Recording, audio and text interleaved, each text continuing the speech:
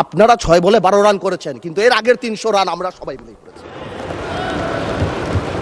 একদম রেসপেক্টের সাথেই বলি, আপনারা সেই সময় রেভলিউশনারি গভর্নমেন্ট করেন নাই কেন? নর্মাল গভর্নমেন্টে গেলেন কেন? ট্রানজিশনাল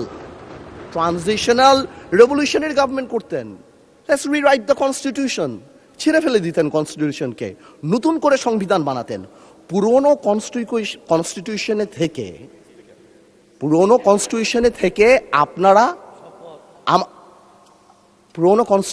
থেকে আপনারা সংবিধানকেই বাতিল করে দিতে যাচ্ছেন। এটা আসলে হয় না। It is unique. The revolution was unique, এর পরবর্তী government was unique. And what we had a quasi constitutional government. Doctrine of নেসেসিটিতে আমরা কখনো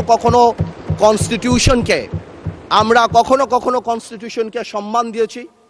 ডক্ট্রিন অফ নেসেসিটিতে সংস্কারকে মাথায় রেখে অফ কোর্স রিয়েলাইজ, যে এটা তো আজকে থেকে রিয়েলাইজেশন না, 72 থেকে রিয়েলাইজেশন, আইয়ুব খানের অত্যাচার থেকে, যে আমাদের constitutional framework is set in such a way যে কোনো মুহূর্তেই আমাদের প্রিমিয়ার একজন স্বৈরাচার হয়ে যেতে পারে। সেই কারণে তো গণপরিষদ করা হয়েছিল। কিন্তু আজকেও সেটা আমরা দেখছি যে সেটা করতে যে দেখা গেছে রাষ্ট্রপতির ক্ষমতা কমাতে যে আমরা প্রধানমন্ত্রী বা ক্যাবিনেটের ক্ষমতা অনেকাংশে বাড়িয়ে দিয়েছি। দ্যাট ইজ দ্য ইস্যু, আর তো কিছু ছিল না।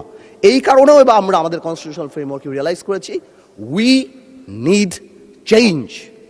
আমরা মনে করি, বাট আমরা আজকে এখানে আমরা পলিটিশিয়ান, আমাদের মাথায় রাখতে হবে that we must mitigate the harshness of the relevant provisions of the Constitution. At the same time, we must uphold the spirit of July. এই ব্যালেন্স আমাদেরকে করতে হবে। কিন্তু আপনারা তো আমাদেরকে লগর সেটে পাঠিয়ে দিচ্ছেন। আপনারা এখানে যারা বসা, আমার মাননীয় প্রধানমন্ত্রী কত বছর এক্সাইল, পাশে আমাদের মাননীয় এলজিআরডি মন্ত্রী কয়বার জেল খেটেছে, তার পাশে আমির খসরু সাহেব একসাথে জেলে ছিলাম, তার পাশে সালাউদ্দিন সাহেব কতদিন বিদেশে ছিল, এমন একটা ভাব, কত বছর বিদেশে ছিল। এখানে আমরা যারা আছি আমরা সবাই জুলাই যোদ্ধা। আপনাদের বিরোধী দলীয় সম্মানিত মাননীয় আমাদের যে বিরোধী দলীয় নেতা, উনি উনার ভাষায় এত সুন্দর করে আমাদেরকে রেকগনাইজ করে, কিন্তু যখনই ফ্লোর আপনাদের হাতে চলে যায় আপনারা আমাকে অ্যাটাক করেন অ্যাজ ইফ আমরা জুলাইতে আমাদের কোনো কন্ট্রিবিউশনই নাই। একদিন এক ভাই দাঁড়িয়ে বলল, গতকালকে সম্মানিত সংসদ সদস্য দাঁড়িয়ে বলল যে আমাদের এখান থেকে বলা হয়েছে এই আন্দোলনের সাথে আমাদের সম্পৃক্ততা নাই। অফকোর্স আমরা এই কথা বলেছি, because it was politically correct. We never wanted to give it a political face. আমরা চাচ্ছিলাম ছাত্র আন্দোলন বা যেই কোটা আন্দোলন হচ্ছিল ওইভাবে যাক। আপনাদেরও আমরা যখন জেলখানায় ছিলাম, আমাদের সাথে আপনাদের মহাসচিব ছিল পরোয়ার সাহেব, আপনাদেরকে যখন ব্যান্ড করা হয়েছিল আপনারা তো কোনো কথা বলেন নাই। কেন বলেন নাই? বিকজ আপনারা ওই ইস্যু ডাইভার্ট করতে চান নাই। We wanted the fascist government to go and they left. It was a plan. ওইটা লিটারালি আপনারা ধরে বলছেন কি আমরা নাকি আন্দোলনে নাই।